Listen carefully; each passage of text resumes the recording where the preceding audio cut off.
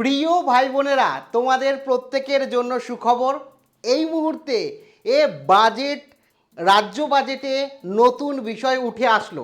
কলেজের পড়ুয়াদের জন্য যেমন রয়েছে সুখবর, তেমনই রয়েছে স্বামী বিবেকানন্দ মেরিট কাম স্কলারশিপ নিয়ে সুখবর, তেমনই রয়েছে ছাত্রছাত্রীদের প্রত্যেকের পড়াশোনা অগ্রগতির জন্য অতিরিক্ত নতুন স্কলারশিপ বা নতুন ঘোষণা নিয়ে সমস্তটা বিস্তারিত এই ভিডিওতে তোমাদের সঙ্গে এই নতুন বাজেট অনুযায়ী পশ্চিমবঙ্গ রাজ্যের আলোচনা করব।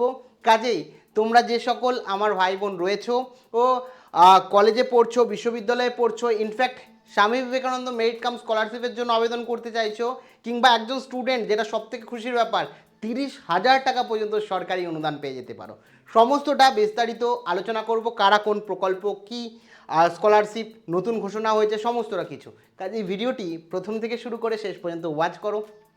ভিডিওটি ভালো লাগলে অতি অবশ্যই একটি লাইক প্রদান করো। আমাদের পরিবারের সদস্য না হয়ে থাকলে এই যে সাবস্ক্রাইব বাটন রয়েছে, সাবস্ক্রাইব বাটনে ক্লিক করে অল নোটিফিকেশনে ক্লিক করে রাখো, যাতে সমস্ত ইনফরমেশান তোমরা পেয়ে যাও। দেখো, তোমাদের জন্যই দেখতে পাচ্ছ স্টুডেন্ট গুরু, অ্যাজ এ দাদা ভাই তোমাদেরকে সমস্তটা গাইড করি, সেই কারণে তোমাদের চ্যানেল তোমরা অবশ্যই সাবস্ক্রাইব করে রাখো। দেখো, এবার মেন বিষয়ে আসি, যেটা হচ্ছে স্বামী বিবেকানন্দ মেরিট কাম স্কলারশিপ। রাজ্যের মুখ্যমন্ত্রী আরও একবার ক্যাবিনেট বৈঠকে জানিয়েছিলেন যে বিবেকানন্দ মেরিট স্কলারশিপ। দেখো, আমরা প্রত্যেকেই ভেবেছিলাম স্বামী বিবেকানন্দ মেরিট কাম স্কলারশিপটাই বিবেকানন্দ মেরিট স্কলারশিপ, কিন্তু তা নয়।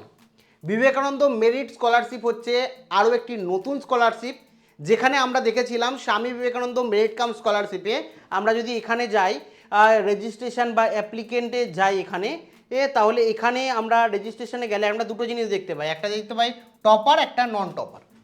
তো এখানে টপারদের এবং নন টপারদের জন্য একই ওয়েবসাইটে এসে পোর্টালে আবেদন করতে হতো। তো এখন বলা হচ্ছে যারা র্যাঙ্কার রয়েছে, টপার রয়েছে দেশের মধ্যে, যারা দেশকে, রাজ্যকে আরও বেশি উন্নত বিকাশিত করতে পারে, শিক্ষা জগতে এগিয়ে যেতে পারে, সেই সকল ছাত্রছাত্রীদের জন্য নতুন একটি স্কলারশিপ লঞ্চ হলো।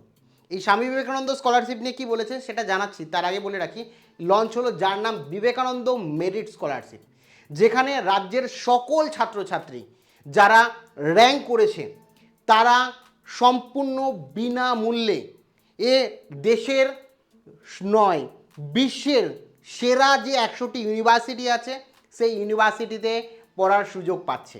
মানে দেশের যে সেরা 100টি ইউনিভার্সিটি আছে, সেটা আমাদের দেশেও হতে পারে, রাজ্যের যে সেরা 100টি ইউনিভার্সিটি আছে তার মধ্যে যে ইউনিভার্সিটিতে চান্স পাবে সেই ইউনিভার্সিটিতে তারা ভর্তি হয়ে এতে গেলে বিভিন্ন টাকা দরকার। কোনো ইউনিভার্সিটি ধরো আমেরিকায় রয়েছে, তুমি পড়তে চাও, তো এই মেধাবী যে ছাত্রছাত্রীরা আছে তারা যাতে পড়তে পারে তার জন্য সম্পূর্ণটা রাজ্য সরকারের তরফ থেকে স্পন্সার্ড করা হবে, অর্থাৎ বিনামূল্যে সমস্ত খরচ দেওয়া হবে। সেটা আমেরিকা হোক, লন্ডন হোক, যে স্থানেই হোক না কেন, র্যাঙ্কারদের পড়ার জন্য, টপার যারা রয়েছে তাদের পড়াশোনার জন্য রাজ্য সরকার স্পন্সার করবে। এই স্কলারশিপই হলো বিবেকানন্দ মেরিট স্কলারশিপ। এবারে স্বামী বিবেকানন্দ মেরিট কাম স্কলারশিপ নিয়ে বলছি, তার আগে দ্বিতীয় যেটা খুশির খবর, তোমরা যারা কলেজের পড়ুয়া রয়েছো, কলেজের আমার ভাই বোন রয়েছো, যারা কলেজে পড়ছো বা এই মুহূর্তে ইউনিভার্সিটিতে পড়ছো, তোমাদের প্রত্যেককে তোমাদের শিক্ষা জগতে এগিয়ে যেতে যাতে তোমরা সরকারি চাকরির প্রিপারেশান নিতে পারো, সমস্ত প্রিপারেশান নিতে পারো, অধ্যয়ন করতে পারো, সেই কারণে তোমাদের 30,000 টাকা কিন্তু দেওয়া হবে সর্বাধিক ছাত্রছাত্রীদের তাদের পড়াশোনার জন্য ও মানে সরকারি চাকরি প্রকল্পের ক্ষেত্রে যাতে তোমরা খরচ করতে পারো, সেই কারণে 30,000 টাকা কিন্তু দেওয়া হবে, যেটা বলা হয়েছে, যেটা সত্যি অত্যন্ত সুখবর।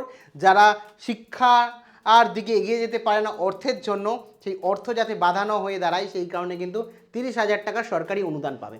যদিও গাইডলাইন্স আসলে বোঝা যাবে এই 30,000 টাকা কাদের দেওয়া হবে, কাদের দেওয়া হবে না, পারিবারিক মাসিক ইনকাম কত, এগুলো তথ্য আসলে আমি তোমাদের জানিয়ে দেবো। সেই কারণে অবশ্যই সাবস্ক্রাইব করে রাখো, যারা সাবস্ক্রাইব করোনি, 2-3 দিনের মধ্যে হয়তো নোটিফিকেশান বেরোবে, আমি জানিয়ে দেবো ডিটেলসে।